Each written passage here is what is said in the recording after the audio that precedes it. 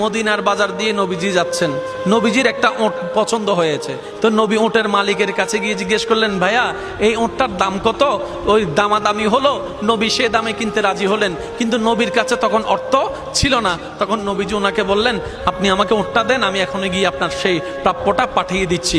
ওঁটের মালিক ওনাকে ওঁটটা দিয়ে দিলেন। আশেপাশে যারা ওঁটের মালিক ছিল সবাই জিজ্ঞেস করতেছে, এই পাগলা, তুমি কি যাকে ওঁট দিয়েছো তাকে চিনো? বলে যে না। নাম জানো? বলে যে না। পরিচয় জানো? বলে যে না। ঠিকানা জানো? না।